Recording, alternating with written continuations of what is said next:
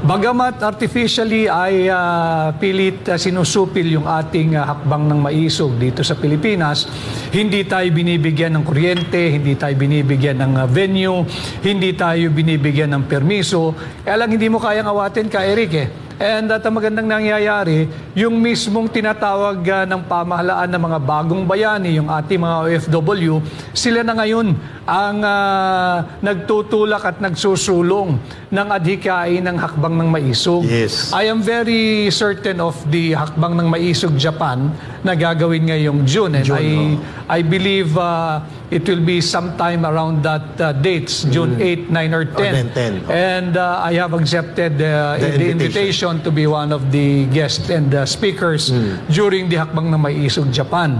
At hindi na rin nakakagulat dahil may mga movements din ng mga OFW community sa Dubai at ganun din sa Israel.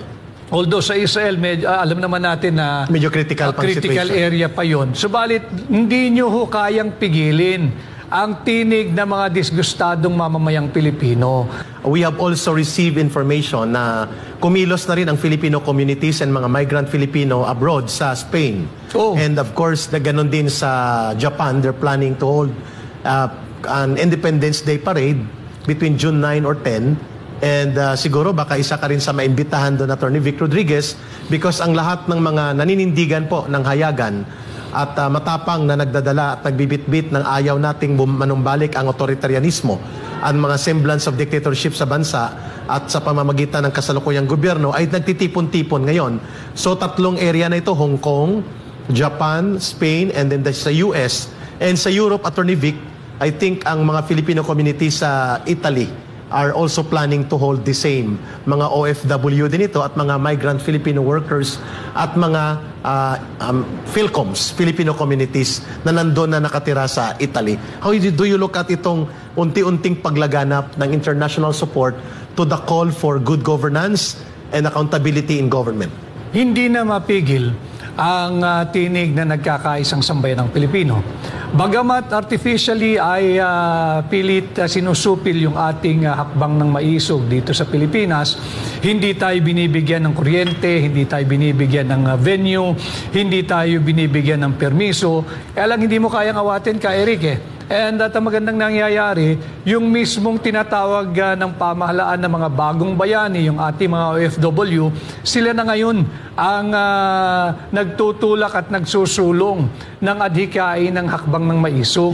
I am very certain of the hakbang ng maisog Japan na gagawin ngayong June. And I believe it will be sometime around that dates, June 8, 9, or 10. And I have accepted the invitation to be one of the guests and speakers during the hakbang ng maisog Japan.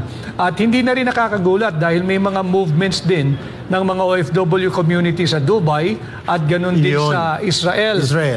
Although sa Israel, alam naman natin na medyo critical area pa yon. Subalit, hindi nyo ho kayang pigilin ang tinig ng mga disgustadong mamamayang Pilipino.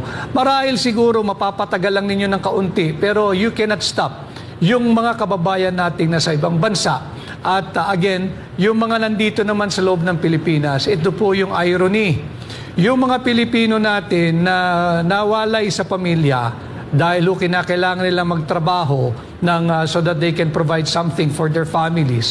Sila pa ho ang nangunguna na dito sa ating isinusulong na protektahan ng ating saligang batas. Marapat siguro na yung mga Pilipino dito sa loob ng ating bansa ay makiisa rin sa adhikain at advocacy ng hakbang ng maisog. And primarily, yung ating isinusulong na yung Filipino interest above all other countries' interest. And yung ating pro-peace and no to war. Yan.